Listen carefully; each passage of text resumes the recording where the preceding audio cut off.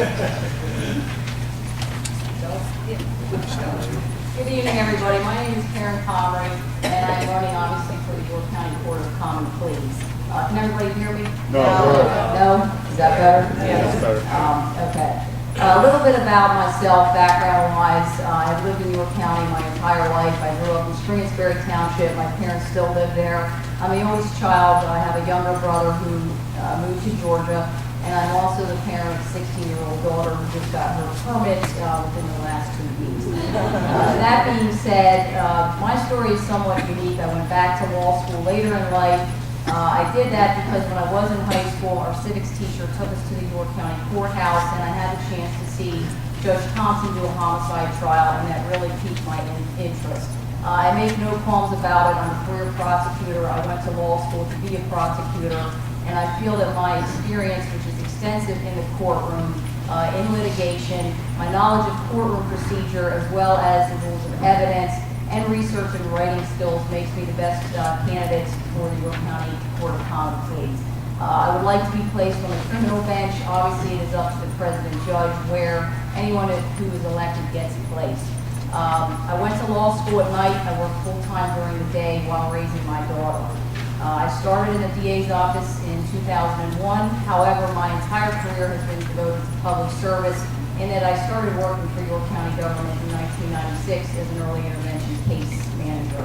I actually did my first jury trial in front of Judge Gorney when I was a legal intern, and I rose up quickly through the district attorney's office and was promoted from a trial deputy to a senior deputy prosecutor within approximately 6 months of becoming an attorney. My job responsibilities now, I supervise about 19 trial attorneys, including the juvenile units as well as the special case unit. Greatest accomplishments legal-wise: in the past 4 years, I have been the lead prosecutor in 5 homicide cases. All have resulted in convictions ranging from sentences of 30 years to a sentence of death. Questions? Yes. I am briefing to the point.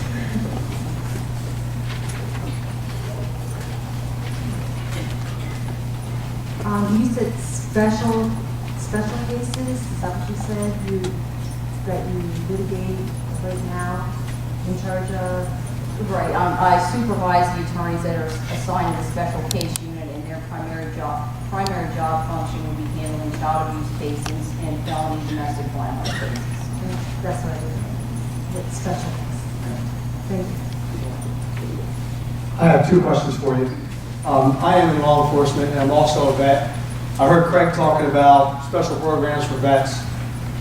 Being in law enforcement, I don't have time to be thinking about my education when I'm making a split-second decision to make an arrest.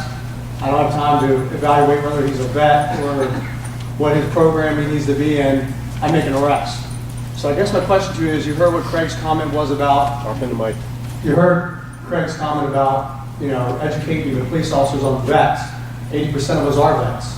So what's your opinion on that, and what do you think about this, another program for someone that's committing a crime?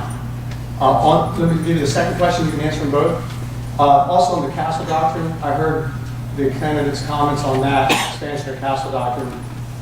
I'd like to hear what you got to say about that. Okay, what's the time?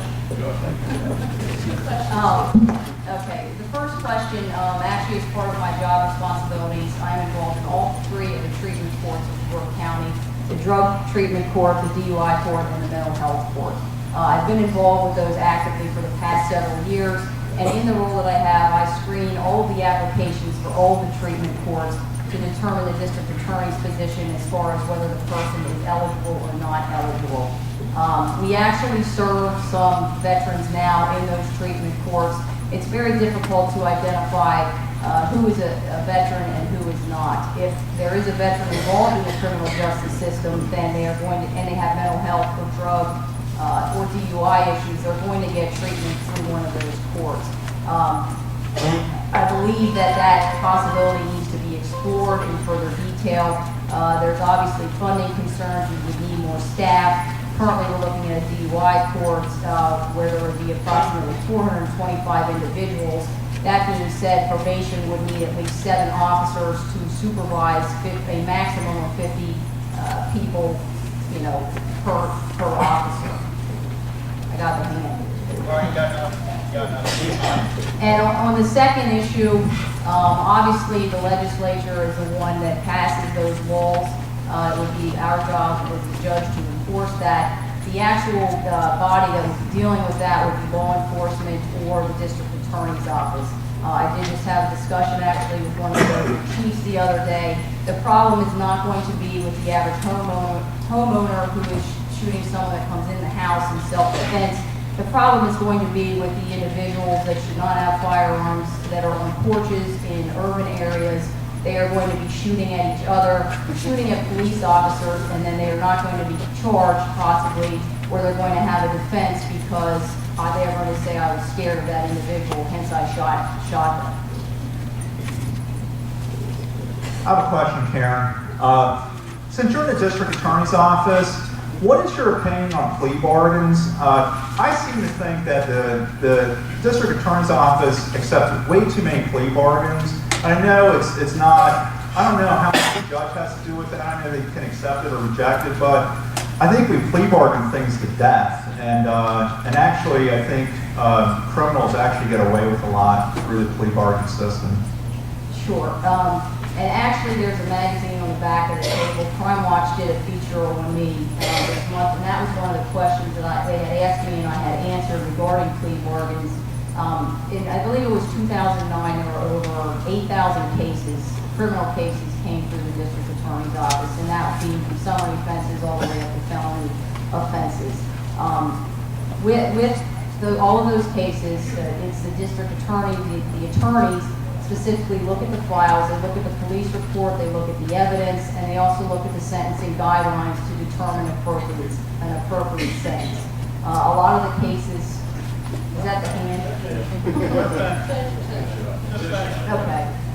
Look at those cases and take all of those things into consideration when they make a plea bargain.